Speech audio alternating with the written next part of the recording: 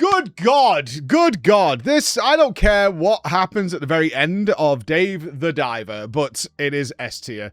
It is far beyond S tier, and I am shocked that I don't know more about it, and people don't know more about it. It was absolutely... I'm not sure what year it came out with. It might have been the same as Expedition 33, but Game of the Year contender. And I'm not joking, because I probably, like many people who have dropped into my stream, who are like, oh, what are we playing? You know, they drop in and they see what's going on, and they're like, why does this look like silly pixel art game, maybe even meme game? And then within an hour, they've bought it. And they're like, oh, yeah, I get it. I get it. This is... I think Dave the Diver, I was trying to think of a good descriptor for it. It's probably the purest video game that I've played in a really long time. It's not got any sort of grandiose expectation. It's not trying to deliver like a Kojima level story or something that's going to rip out your heartstrings. It's a game. It's just fun to play. And that's its enormous advantage over so many other games. Is it's just every time you log in, and it doesn't matter if it's sending you off to do other things. And it does constantly. It's constantly interrupting you with other things to do. It might be that, I can't remember where we left off, but it might be that, okay, now you've got a chicken farm.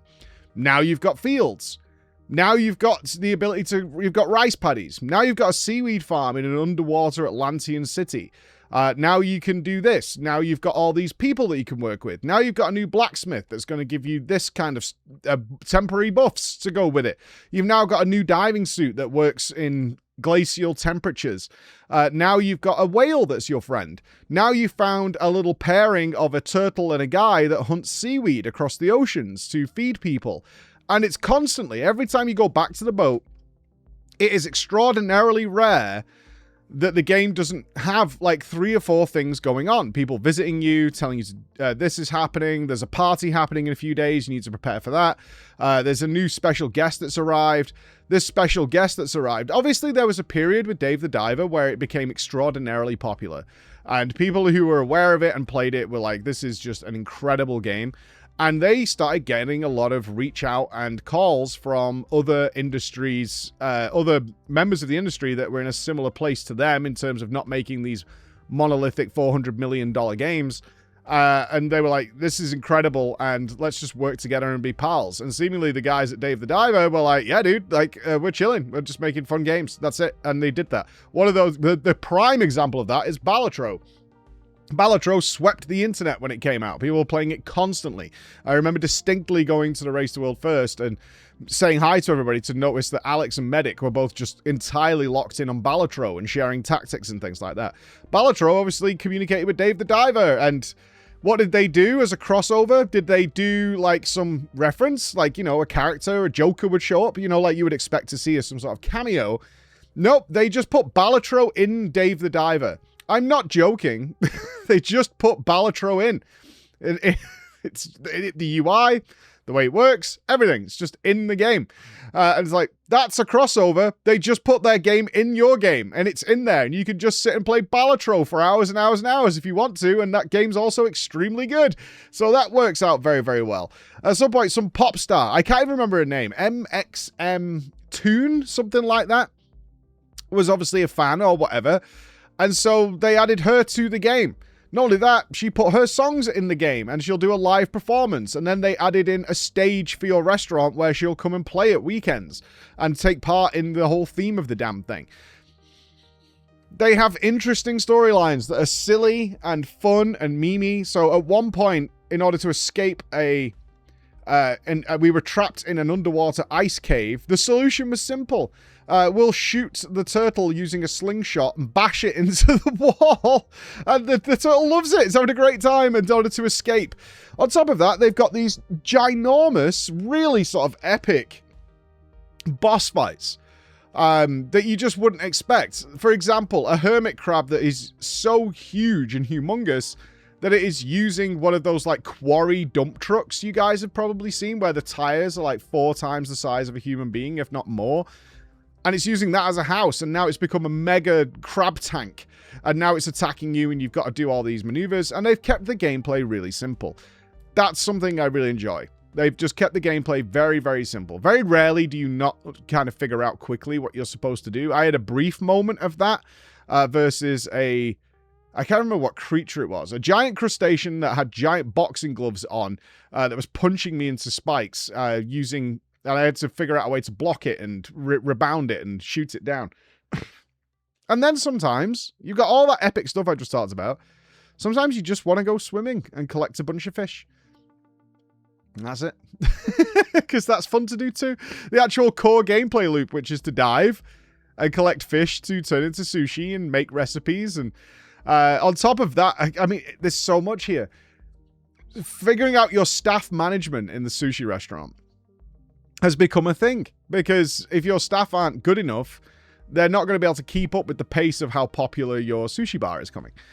So you end up doing recruitment ads to try and find essentially rare cards, like very similar to what we had in Yakuza, where you're looking for not Home Run Takeshi, but these like top S tier staff members. So I ended up with a luchador, Il Nino, that has got a serving score through the roof, and he's a whirlwind. And when you upgrade him, he gets a little championship belt that he's wearing because he's an absolute boss. I got Jason Voorhees chopping up in the kitchen, right? He's got his mask on, he's chopping everything up, and I'm looking to do all these. And then if you've got extra staff, you don't just fire them, you can send them out on missions to collect ingredients for you and do all that kind of stuff as the game improves your quality of life to ease you up on the minutia, because the game has so much going on. It has stuff everywhere.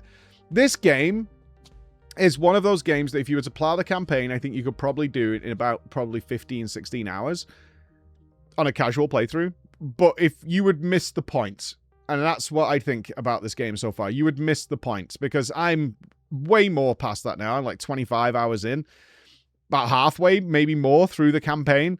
And you just get tied up in something else because it's just really fun to do. Ordinarily, when you get these interruptions in a video game, I'll be the first to complain because it's disrupting the pacing of the game. Like the stuff I really enjoy, getting interrupted by sort of pointless side quests. I would say Final Fantasy 16 was probably a prime example of that, where it constantly just kind of threw these side quests at you that weren't particularly interesting, required a lot of moving around. Occasionally you got a good one for a piss-poor crafting system.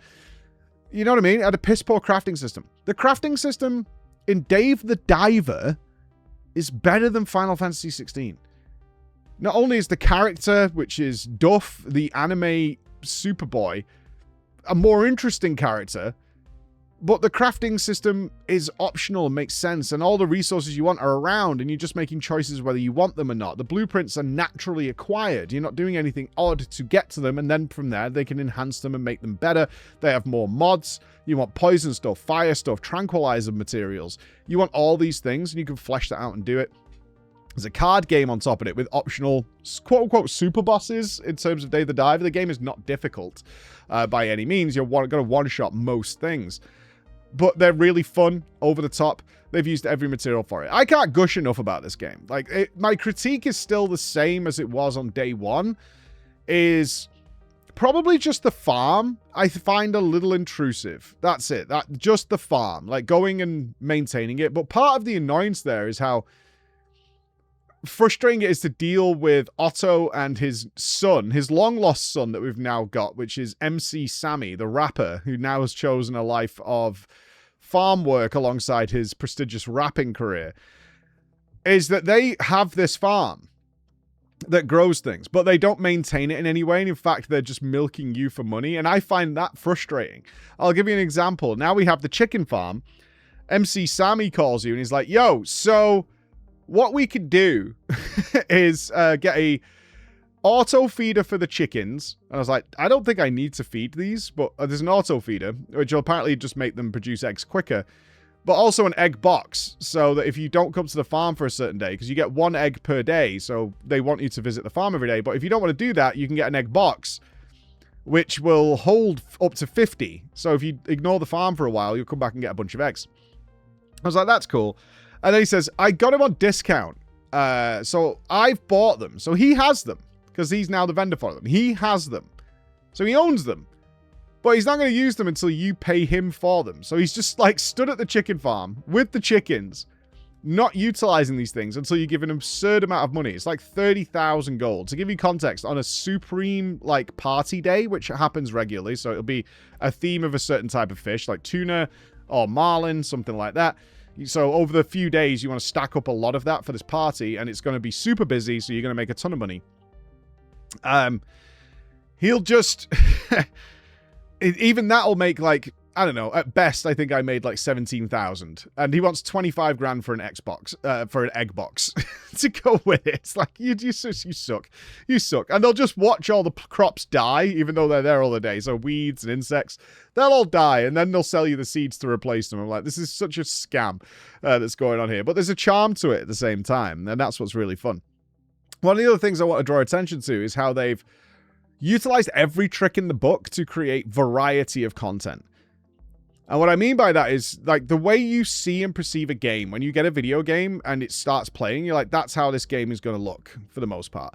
On an occasion, I'm quite amazed when the game transitions to something else. I think I would draw on Super Mario Odyssey here for an example that probably more people know about. If you've played Mario Odyssey, it's obviously in the 3D style, like Mario 64. However, if you go into certain areas, it'll switch to the classic Mario 2D side platform style, right? The side-scrolling platform style. And it's a really nice transition of one game moving to a different perspective.